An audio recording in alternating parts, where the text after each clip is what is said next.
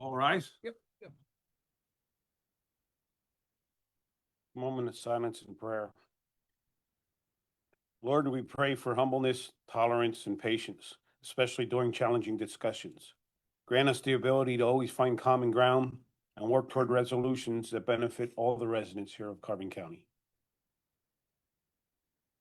Pledge allegiance to the flag of the United States of America and to the republic for which it stands, one nation, under God, indivisible, with liberty and justice for all.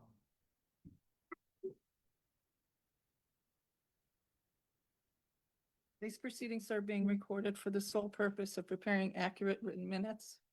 Recordings are overwritten following approval of the minutes, eliminating all unofficial records of these proceedings.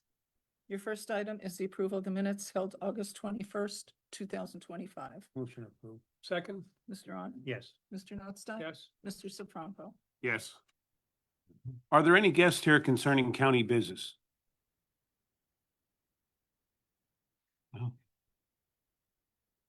I had spoken to you about the Homestead Act and the procedure of Carbon County's tax assessment office on the Homestead Act when a deed is changed. Now, it is their procedure that if anything is changed on a deed, the Homestead Act throws that person out of the program. And the person is not notified of their rejection until they get their next tax bill. I went to Luzerne County, and I believe me, they have problems of their own, but they do not throw their Homestead Act participants out when there is a change in the deed. The person who is on the deed, living in that house, it's the Homestead Act stays with that person.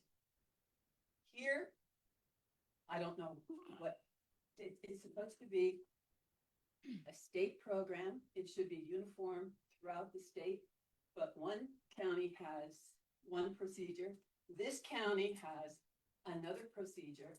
And I think the procedure that Carbon County has really needs to be adjusted. It has to be changed. Carol, for the matter of public record, can you just state your name? I'm sorry. I'm sorry. My name is Carol Wano. I live in Coxville, which is Banks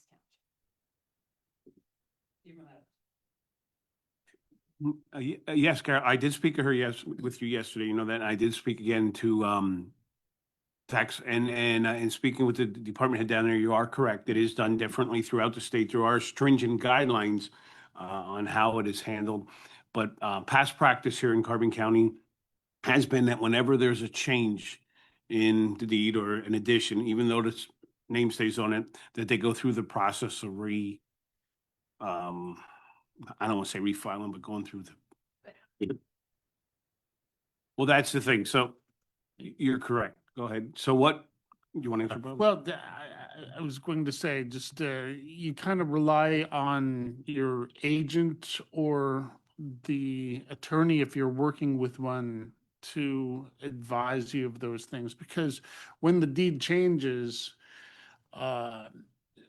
one of the new owners might not be using that as their homestead, so it would automatically trigger a change in the system. So I can't speak to what other counties do, but I mean, that's just best practices. Just between me and you, best practice is not best. I could put it in a different way, but Well, I won't. if this was not the case, then a lot of people that don't qualify for the homestead exemption would probably just be grandfathered in, so No. that is. Was on the deed to begin with, did not change. It was just a family deed. Making in addition to, all right? The person living in that I've lived there Mhm. over 70 years. Yes, but each person on that deed that is But the it owner wasn't- would have to independently qualify. So I mean, that's something that ideally your agent or an attorney would advise you of at the time Now, in, to reapply. have to reapply to, on, Luzerne County, it's just life estate. Yeah, I can't speak to what Luzerne County does or how they guard against having people on the rolls, the homestead rolls that don't belong there. I can't speak to that. I am, but. I think to answer your question, it is something that we can look at and discuss. We can look at that. And that's what I had told you yesterday. We can look at it and see how other counties do it and where we could possibly improve or change. But, so, okay? Thank you. Anything else? Anyone else? Thank you. One? Next item is the presentation. Yes, we have from the Pennsylvania State Treasurer. You want to come up? Yeah. Sure, up front here.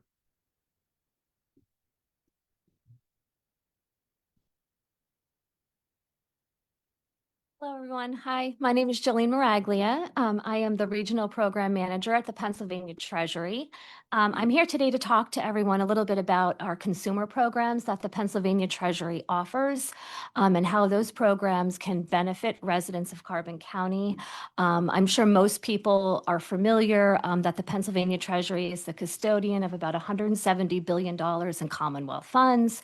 We're responsible for the receipt and deposit of state agency monies. Checks process all come through the Pennsylvania Treasury. Many people may not be aware of our consumer programs that are available to residents all across the Commonwealth and those living here in Carbon County. One of the most important that I wanted to bring to people's attention is a program called Keystone Scholars. So Keystone Scholars is basically a $100 scholarship for all children who are born in Pennsylvania or adopted by Pennsylvania families beginning January 1st, 2019 or later. Essentially, it's a Child's First Scholarship. The money grows over time. It's all managed and invested by the Pennsylvania Treasury. So when the child turns 18, there could be several $100s available for that child to use. They have between the ages of 18 and 29 to use that money toward higher education, toward their post-secondary education. So it's just something the Treasury is doing to help jumpstart education savings for families and to help them to kind of get started about saving for education for their children.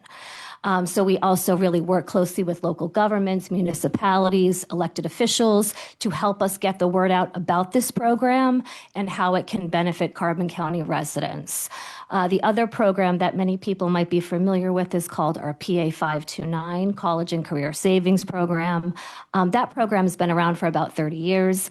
One of our oldest consumer programs, really a great program to help Carbon County residents, individuals across the Commonwealth to save for college, but to do it in very tax-advantaged ways. So when I say save for college, it doesn't just apply to a traditional four-year college. Money can also be used for community colleges, also at trade schools, technical programs, even certain apprenticeship programs. When you make a contribution to a 529 account, you can write that off as a tax deduction. So up to $19,000 a year can be deducted, really for saving for education. So we just really want to get the word out about both of those programs and now how they can be very beneficial to people living in Carbon County. Lastly, I just wanted to briefly mention our PA ABLE program. PA ABLE is a special savings program for individuals who are living with disabilities. Could be adults, could be children, physical disabilities, mental disabilities, impairments. Currently, one of the eligibility requirements for the program is that they would have to have received their diagnosis by their 26th birthday. However, that is going to change beginning January 1st of 2026. We're going to be expanding that age to age 46. So because of this age expansion, many more people will be eligible to open an ABLE account, including veterans. Our organization also works very closely with veterans organizations to provide services, and we are anticipating many more veterans being able to open ABLE accounts.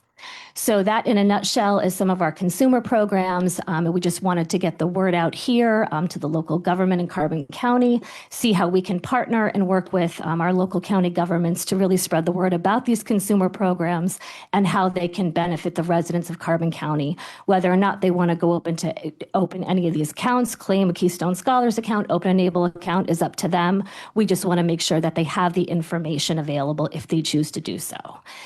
And I just wanted to thank Commissioner Notstein, Commissioner Sefranco. I know my colleague and I met with you guys earlier this month. We're grateful to be able to meet with you and for allowing me to come and talk to everybody about our services. I want to thank you as well, bringing attention to our, the program you have for unclaimed funds and that. I received my check for $89 this week. My wife got her check for $10 that we were not aware we had money. So I Good. would strongly encourage the residents to look I know other names in that list and I contacted a couple that, hey, you better look into this. It could be just a couple of dollars, it could be several $100s or more. Yes, and I'm glad you brought that up. And one of the reasons I don't talk about unclaimed property to begin is because I lose people because they'll start searching while I'm talking about the other programs. But I'm glad you brought that up. We also administer the unclaimed property. There's currently $5 billion in unclaimed property sitting at the Pennsylvania Treasury. 1 in 10 Pennsylvanians have unclaimed property, and the average claim is over $1,000. Commissioner Notstein was able to find money. So I encourage everyone to go to patreasury.gov. You can search our database and see if you have any unclaimed property. We were also at the Carbon County Fair recently, and we were looking up searches for people there too. So And now I can afford to retire. exactly. Or go camping one more time. Only Wayne would find $89 out of $5 billion. Thank you. Thank you. Thank you for having me. Does anyone have any questions? Thank you for coming. Thank you. Appreciate it. All right. Our next item, number 25-514, is the opening of bids via pen bid, CDBG Perryville Borough Water and Sewers Improvements. Lehigh Asphalt Paving, $212,084.50. Cobalt Construction, Inc., $249,230.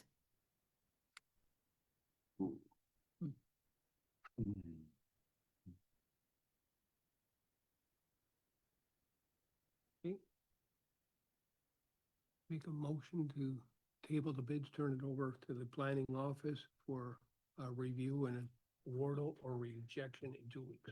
Second. Mr. Honor? Yes.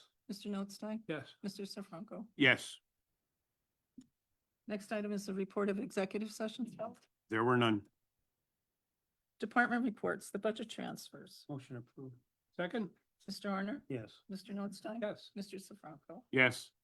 Supplemental appropriations. Motion approved. Second? Mr. Honor? Yes. Mr. Notstein? Yes. Mr. Sefranco? Yes. Expenditures, 25-517. Motion to ratify. Second? Mr. Honor? Yes. Mr. Notstein? Yes. Mr. Sefranco? Yes. Expenditures, number 25-518. Motion to ratify. Second?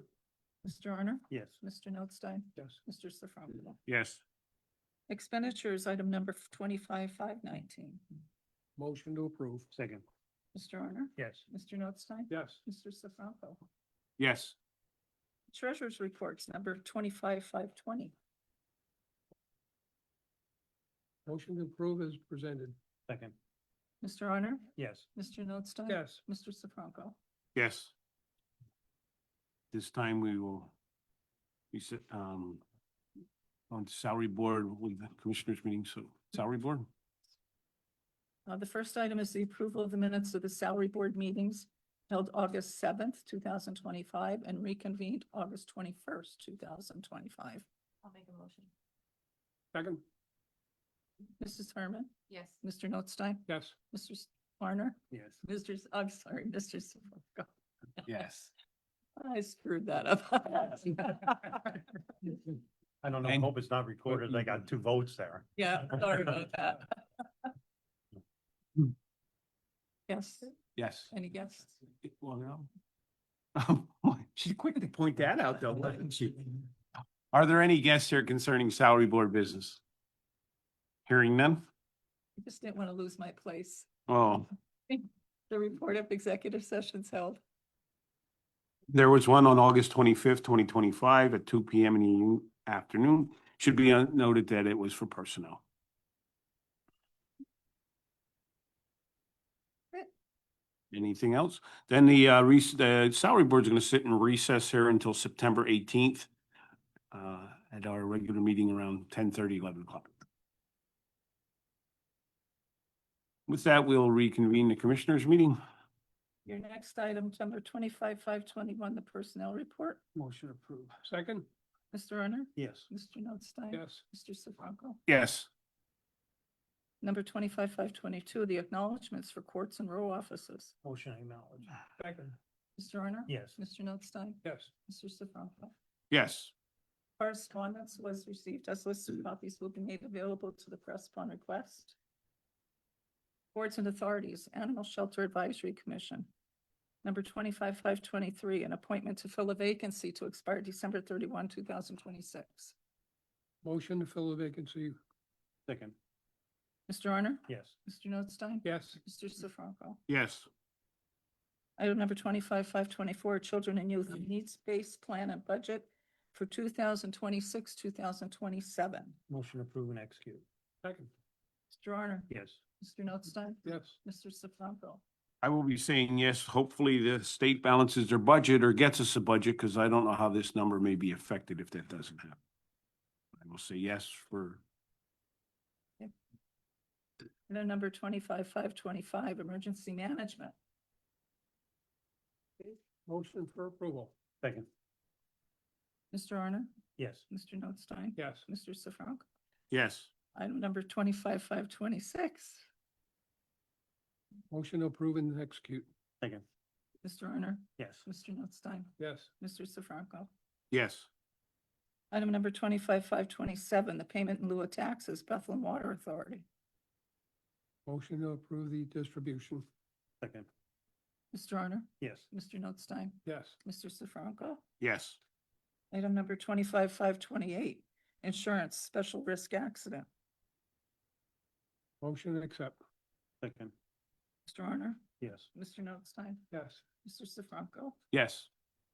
Item number 25-529, opioid settlement funds, grant application. Motion approved.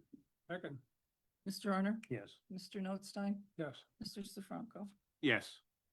Item number 25-530, planning and development, this fiscal year 2025 CDBG application documents. Motion approved and execute. Second? Mr. Honor? Yes. Mr. Notstein? Yes.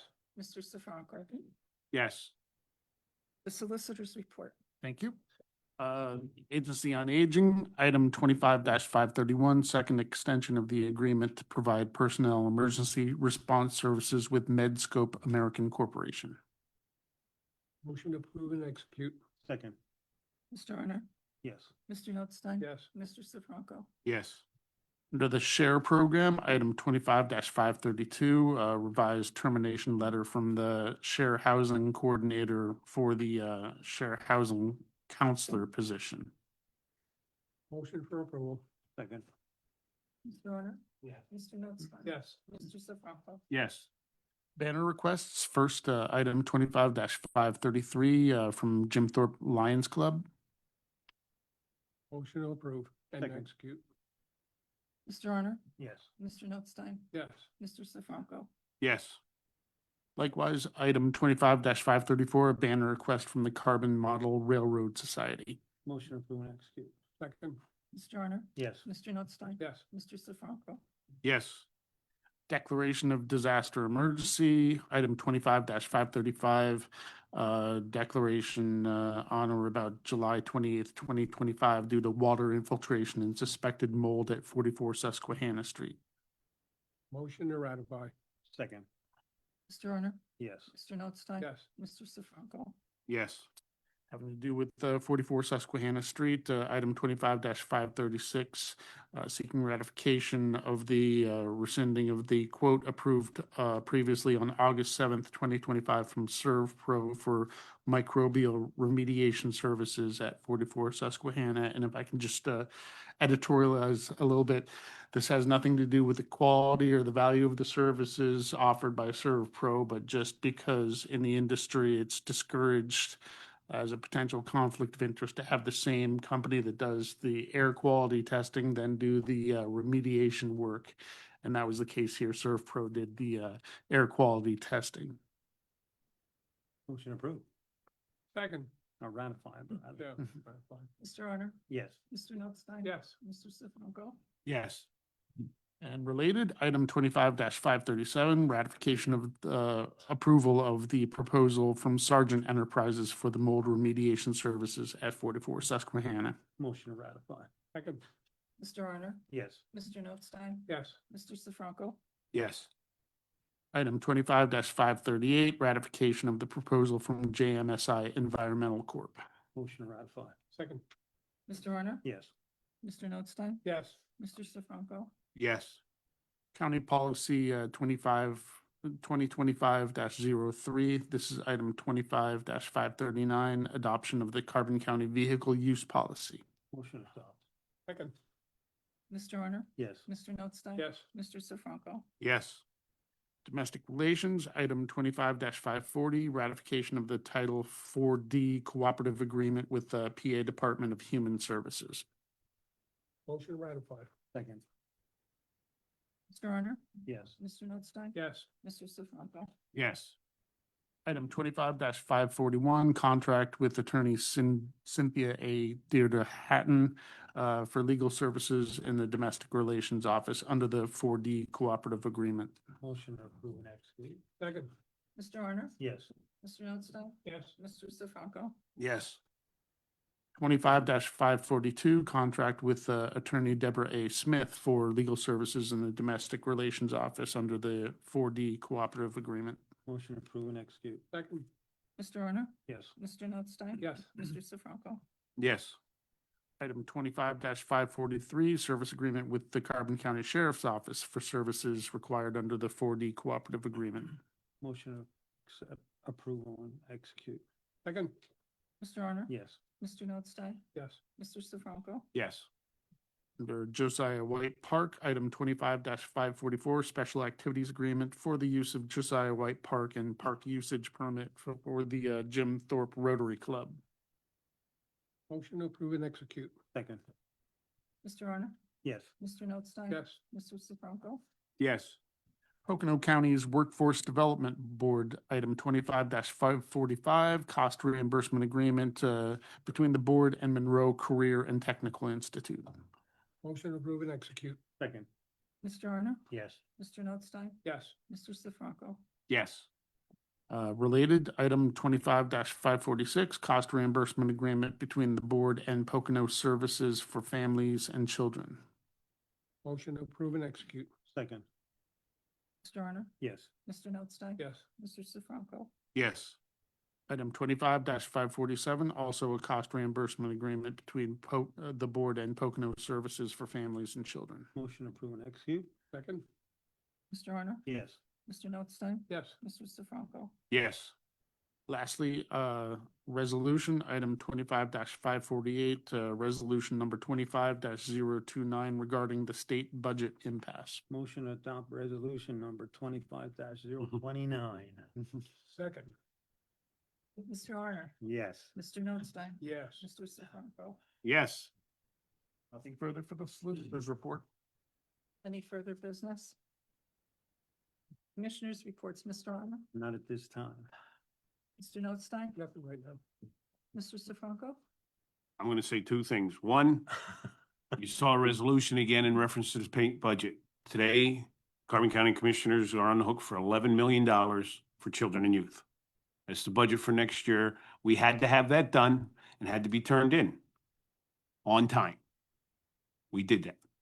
Did we want to say yes to $11 million? Well, no, I'll be honest with you, but the children need to be taken care of. That's the first thing. But for right now, the county just agreed to $11 million unless the state gets a budget, and we only got to come up with 20% of that. So you see what we have to work through to get it done. That's why these resolutions are coming through, not only in Carbon County, but around the state.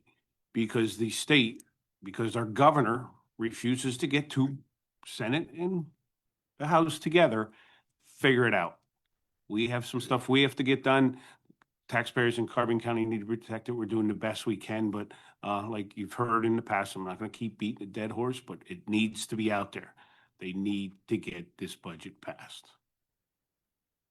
Or at least get money flowing into the counties, because Jill's sitting back there right now, and I think we send her roughly $500,000 every 2 weeks to keep just her office moving. So, okay. The other thing I'd like to say to everybody, because I like to bring it up, it is my understanding that at least in the lower half of the county, nobody eats at home all weekend. That is because the Palmerton Hospital Festival is not a Palmerton Hospital. Boy, am I dating myself.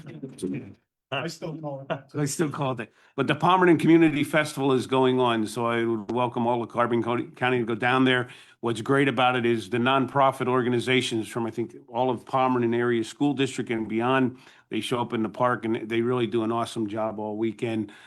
Get down there and eat some good, from Halishki to Broy's to pizza, you name it, wings, it's all there. So if you get a chance, please visit Palmerton this weekend. I know they would all appreciate it down there, especially the nonprofits. And a lot of bands too, live music. Yes, there's Live three. Music, good entertainment. I had about your budget impasse. Not gonna let this go. Start me. Oh, I just wanted to let people know at least the Senate is going back in on Monday. The House doesn't go back into September 22nd. You know, and their first 3 days back are non-voting sessions, which, okay, you got your committee meetings and all that. But October, they're scheduled for about 7 sessions.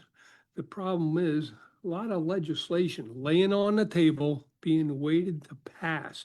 One of the fee bills, like 911, you only have till the end of January to pass.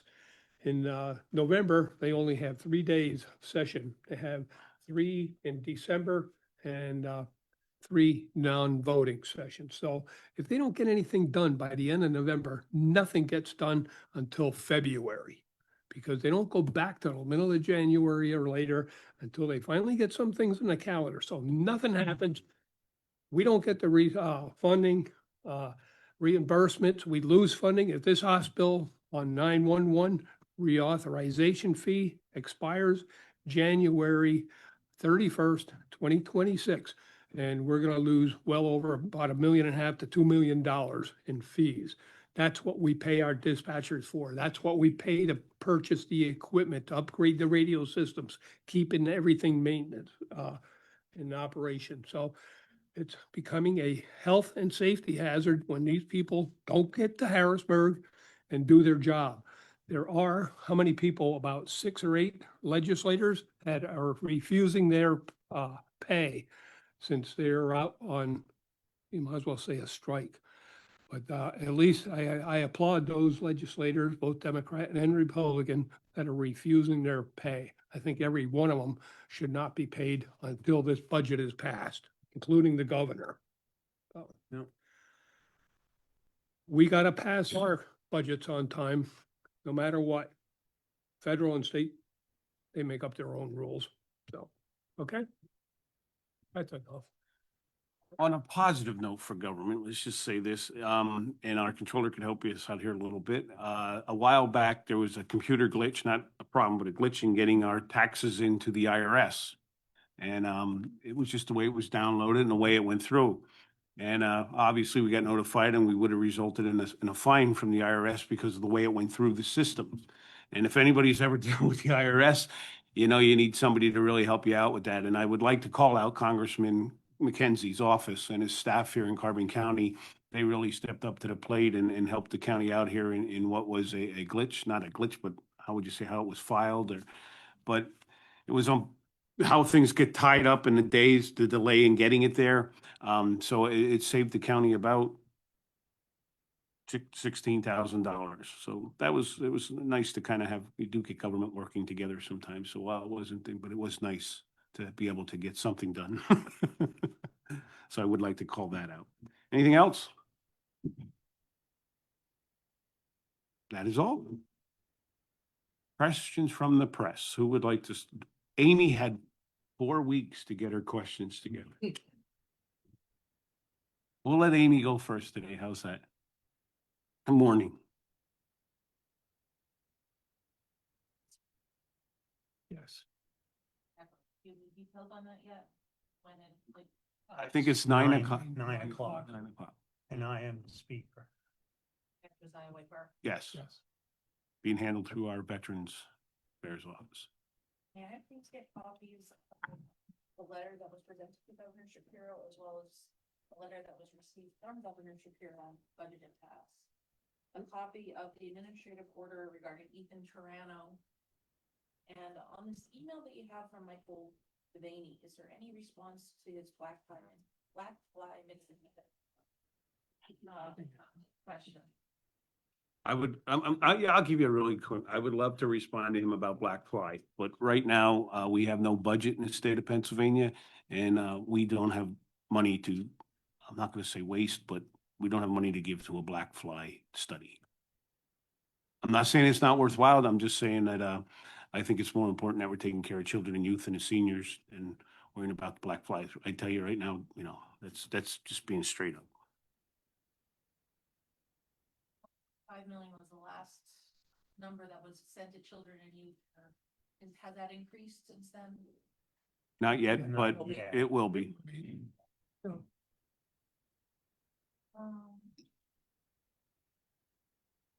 This is for Jill, since I saw you sneaked in.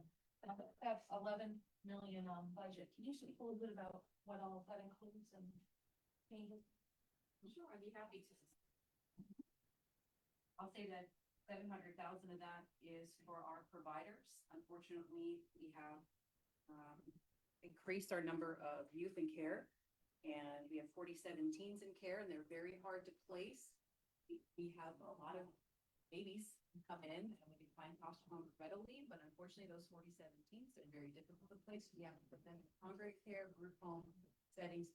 All of those settings have increased in prices for 26, 27. And because of the days of care, and if we keep every child in care, and of course, we anticipate more children coming into care, that equals that 700,000 anticipated cost because of providers' care. Some of the cost is to ensure that we have all of our positions filled. We want to try to recruit and get all our positions filled so that we have enough staff to deal with all of the things. So some of that is for our staff. Also, we have JPO asking for a few things. They would like a smart link app to help track their JPO kids, check in a little more easier, and hopefully keep them out of placement, and also a restitution fund for JPO. Hopefully they can get that.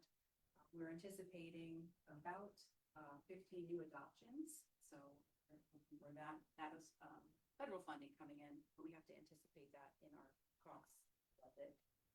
And we would like to change one position to a social worker position so that we have someone who is licensed on staff that can treat our more in-depth families.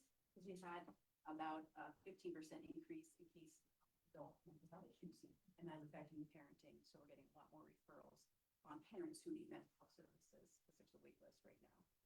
So with that, anticipating. And currently, how many staff do you have in your office? We have 14 caseworkers and 4 supervisors. And what is a full staff in your department? Will be for? We have the ability to hire 43 staff, but we would like to have 24 caseworkers and 4 supervisors for that. That would be ideal. Right now, the caseworkers are managing about 22 cases per staff member on 22 families. The state says we can't have more than 30, so that's the map. So they're pretty close to the max right now. Okay, thank you very much. Jill, quick question. How many providers have you contacted that we can't afford to pay them until the budget is passed? 37. 37 providers are currently not being paid. So that not only affects the county, that affects the people providing the services for these placements. that are suffering. The last time, or the 15, 16, when we went through this, it was January when they passed the budget. Owners of these places were taking mortgages out on their homes to stay afloat.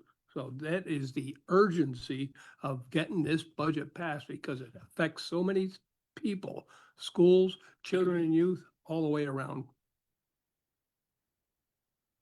And to piggyback off that, so I know the county's fund balance you've been trying to rebuild it. Where do you guys stand with that just because of this budget impasse? Well, we won't even have close to enough. don't We'd have to bond money to Yeah. do something, you know. There's. I mean, it's gonna, Much longer, we'll have to start borrowing. that fund balance is depleting as we're sitting here. I'll be honest with you. And I think with the bad thing about like she's talking about these providers also, these providers cannot hang on. I mean, now they're hanging on. You're gonna wind up losing providers. If we start getting our money, are we gonna have enough providers then to serve her? You know what I mean? Someone could drop out and they don't realize like what's happening here. I mean, I shouldn't get started on this again with the budget, but they gotta get it together. I mean, it's like this. They don't realize what's happening here. I think that if they would just, if the state would just like do like bridge budget, like if they would continue to fund at the current levels Yeah. until they work through their differences, whether it be with SEPTA or whatever wherever their differences are, I'm not there, but then the funding would be here. The counties would not be losing money out of their fund balances or whatever as you're trying to do that. That's the first part. And then the second part is we'd be able to continue to pay and pay to providers. So everybody would get no increases, there'd be no thing, there would at least be a flow of, and you gotta realize, while this is going on, please understand, is the state still collecting money? So are their balances growing? Yeah. So who's collecting that interest? The state, which is, maybe that's why they don't want to, I don't know. Jill, and that federal funding, does that go through the state, to the federal, to the state, to the county? Or does that come direct to the county? Right to the county on the federal side, but that's not the case with all federal funding. And obviously, we're talking about the depletion of your fund balance. You haven't anticipated when that's going to run out if they don't. I can tell you if you talk, we probably have somewhere in November, December is where we hit, Before, before we hit that, but October is gonna get very, very dicey. I'm gonna get very gray in the month of October. who knows what else could happen in the meantime? Now we're dealing with the molding, you know, and it's never fails, something turns up, you know, something happens, a water leak or other catastrophic malfunction of something or a major structural issue in courthouse or anywhere else, and there are 30+ buildings, you know, that we'd have to deal with that were, you know, anything could happen. So, yeah, it's not good not having a good, healthy fund balance. Once state passes a budget, how quick does the money from the state start flowing into? Well, they said it's supposed to be immediately, but I know immediately is usually 3 to 6 months. So that's immediate. Not the next day. Yeah, it's not like they're gonna sit out there and cut all these checks, so it's not gonna happen.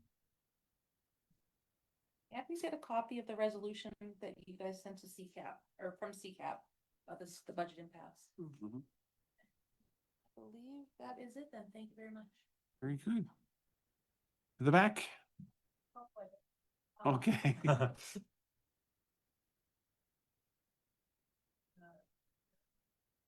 guys are talking about, kind of just, how do you guys feel about it? Oh, good, yeah, I mean, that's why we have her here to help promote those programs, you know, to get the word out there through the news media, because I feel it's a good opportunity, because it's at a public meeting, the media's here, a lot of people watching on YouTube or on Facebook and everything, so we want to get the word out in all these different programs for people to take advantage of it. Look at it, go in the website, the state website, and you can find all those programs, and you know, it's beneficial to everyone, for all of us. I think the bigger question should be this, because I did ask it. There's $5 billion in unclaimed money in the state Yeah. What's the state doing with all the interest they're collecting on that $5 billion? Wish I had $5 billion to get.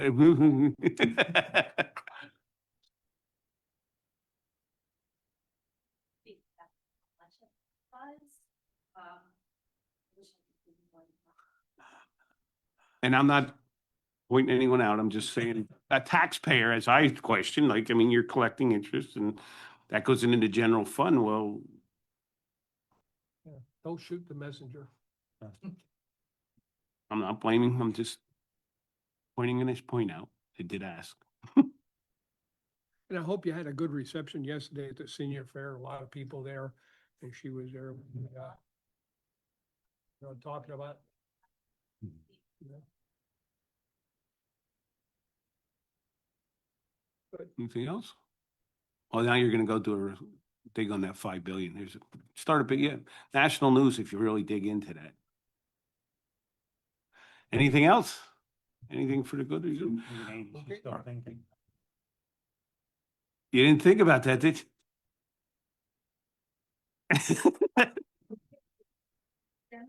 So that 5 billion that's not technically the state's, is other people, is going into, the interest is going into the general fund for the state.